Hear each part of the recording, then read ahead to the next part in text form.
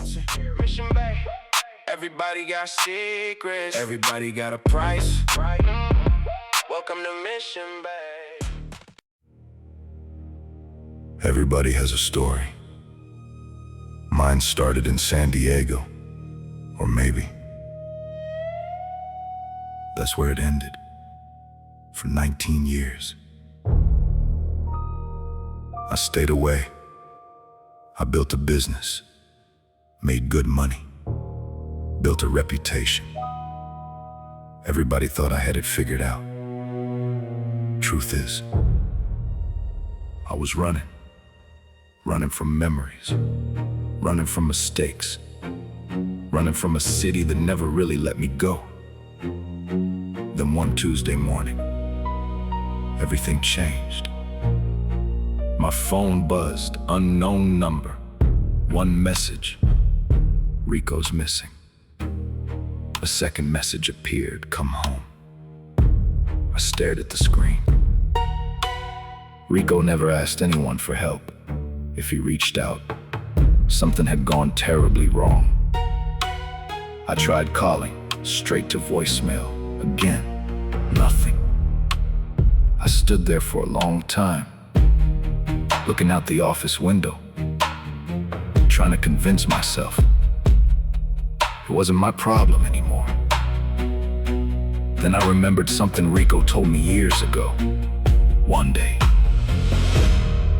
your past is gonna come looking for you. I laughed when he said it. I wasn't laughing anymore. I grabbed my keys, locked the office, started driving west, back to the one place I promised I'd never return.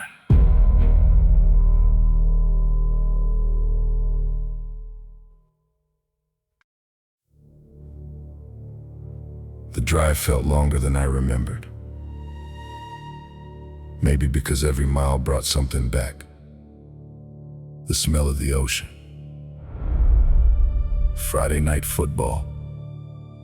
Long summers at Mission Bay. Back then, life was simple. Or maybe I was just too young to see what was really happening. By the time I crossed into San Diego, it didn't feel like home anymore. It felt like someone had been waiting for me. The city looked exactly the same. The beaches, the palm trees, the traffic, but something was different. I couldn't explain it. I just felt it. The first place I went was Rico's apartment. The front door wasn't locked. That wasn't like Rico. He trusted almost nobody. I pushed the door open. The place had been torn apart, drawers emptied, cabinets open, pictures ripped off the walls. At first, I thought it was a robbery. Then I noticed the cash, still sitting on the kitchen counter. Nobody leaves money behind unless money was never the reason they came. I walked through every room looking for anything that made sense instead. Everything raised another question. Then I saw it. One picture frame, crooked, just enough to catch my attention. I pulled it off the wall, folded behind it. A single piece of paper, 4 words, don't trust anyone. I read it again and again. Then my phone buzzed, unknown number. One message, you're already too late. I looked over my shoulder. The apartment was silent. But for the first time, I wasn't sure I was alone.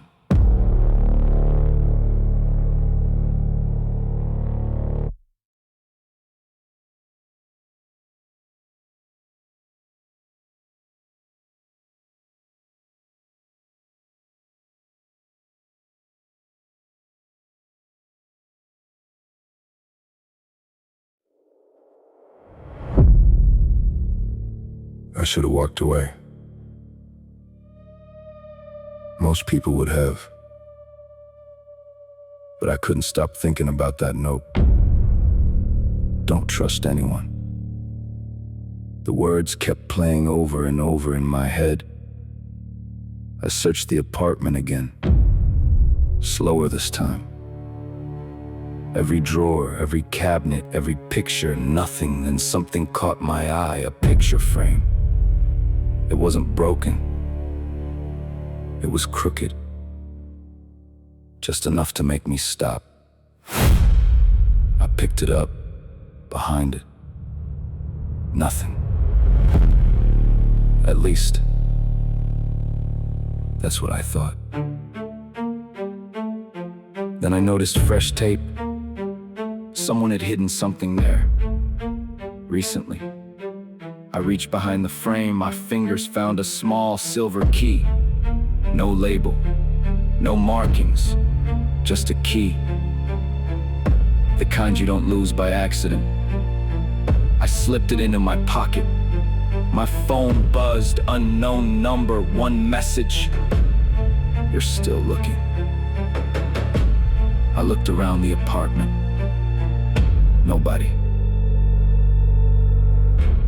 I checked the hallway. Empty. The parking lot. Empty. Whoever sent the message could see me. But I couldn't see them. I suddenly realized something.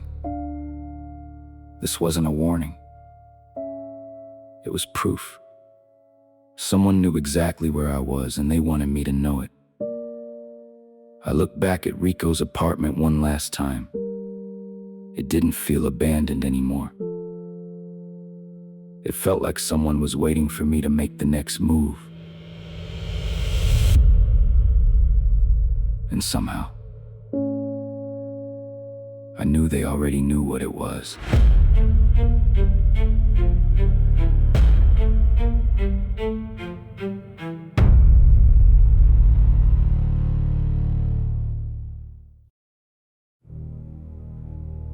I left the apartment. The night air felt different, heavy, like a storm was coming.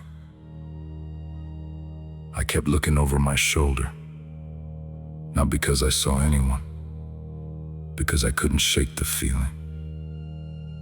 Someone was following me. I got in my truck, locked the doors, just sat there, trying to make sense of everything. The silver key, the note, the messages.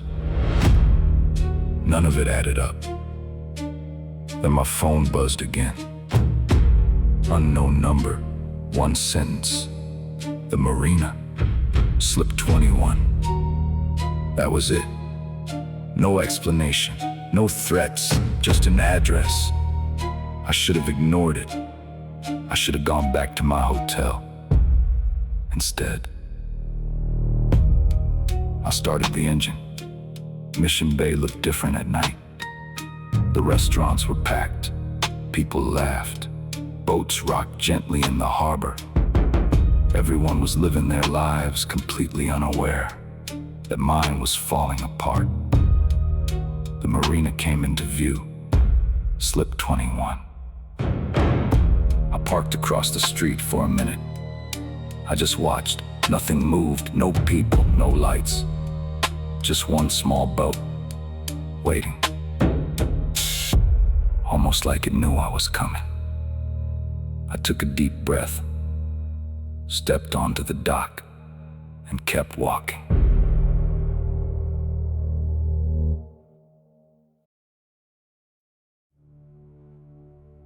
The dock creaked beneath my feet. Every step echoed across the water. Slip 21. The boat was smaller than I expected. Old. Weathered. Like nobody had touched it in years. The cabin door was locked. I reached into my pocket. The brass key. I didn't even know why I brought it. I slid it into the lock. It fit perfectly. The door opened. The cabin was almost empty. One table, one chair, A thin layer of dust. For a second, I thought I'd been set up. Then I noticed something. Fresh footprints. Someone had been here.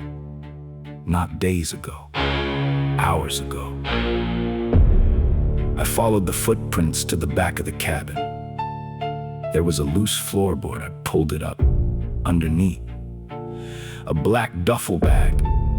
Inside was more cash than I'd ever seen in one place.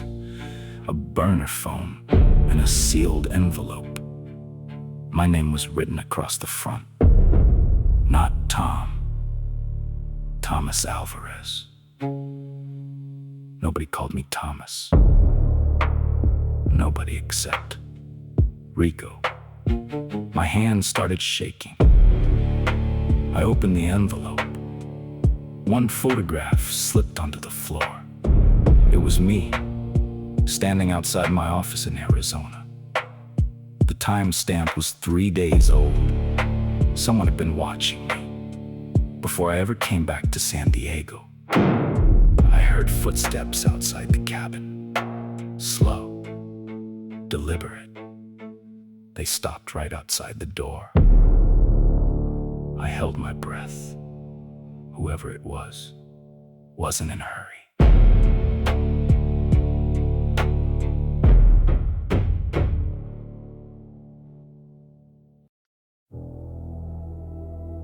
I didn't move. Neither did whoever was outside. The silence was almost louder than the footsteps. I slipped the photograph back into the envelope, shut off the burner phone and waited. A shadow moved beneath the cabin door. Then, nothing. 5 seconds. 10. 15. I finally reached for the handle, slowly. I pulled the door open. The dock was empty. No footsteps. No voices. No boats pulling away. Just the sound of the water. Then I noticed something on the deck. A small black envelope. It hadn't been there before. My name was written across the front. I opened it. Inside, one old photograph. Me. Rico. 3 other people. Standing on this very dock. I turned the picture over. One sentence was written on the back. You were here the night it happened.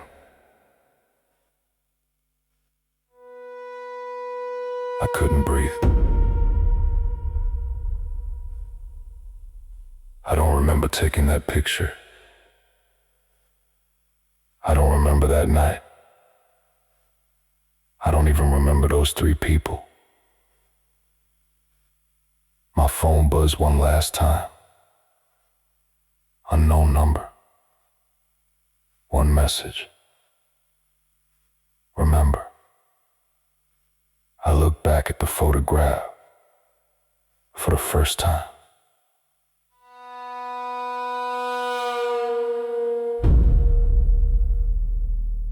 I wasn't trying to find Rico. I was trying to find the truth about myself. And somehow, I knew. This was only the beginning. Mystery. If you want the truth, you better come back tomorrow. Subscribe now. New episodes daily.